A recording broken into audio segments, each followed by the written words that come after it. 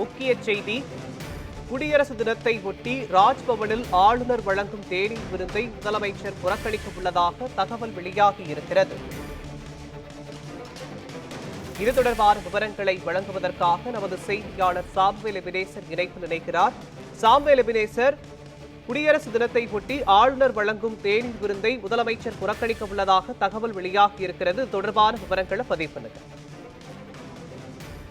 மோகன், இன்றைய தினம் அதாவது நாளை தினம் நடக்க இருக்கக்கூடிய குடியரசு தின விழாவை முன்னிட்டு ராஜ்பவனில் ஆளுநர் தேநீர் விருந்தானது நடத்துவது வழக்கம். இந்த நிலையில நாளை தினம் நடக்க இருக்கக்கூடிய தேநீர் விருந்து தமிழ்நாடு முதலமைச்சர் பங்கேற்கவில்லை என தகவலானது வெளியாகிறது. குறிப்பாக நாளை தினம் இந்த மதுரை மாவட்டம் அரிட்டாப்பட்டி டங்ஸ்டன் சுரங்க விவகாரமானது ரத்து செய்யப்பட்டதை தொடர்ந்து நாளை தினம் தமிழ்நாடு முதலமைச்சர் அங்கு நடக்க இருக்கக்கூடிய நிகழ்ச்சியிலும் அந்த பகுதி மக்களை நேரில் சந்திப்பதற்காக நாளை தினம் குடியரசு தின விழாவை முடித்துக் கொண்டு விமானம் மூலமாக மதுரை செல்கிறார். இந்த நிகழ்வு காரணமாக நாளை தினம் ஆளுநர் தர இருக்கக்கூடிய அந்த தேநீர் விருந்தானது தமிழ்நாடு முதலமைச்சர் மு க ஸ்டாலின் அவர் பங்கேற்கவில்லை என தகவலானது வெளியாகி இருக்கிறது.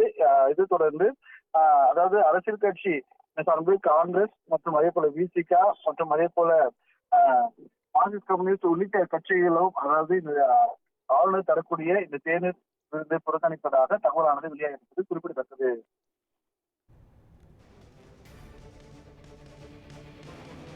விவரங்களுக்கு நன்றி சாம்வேல் எபினேசர்.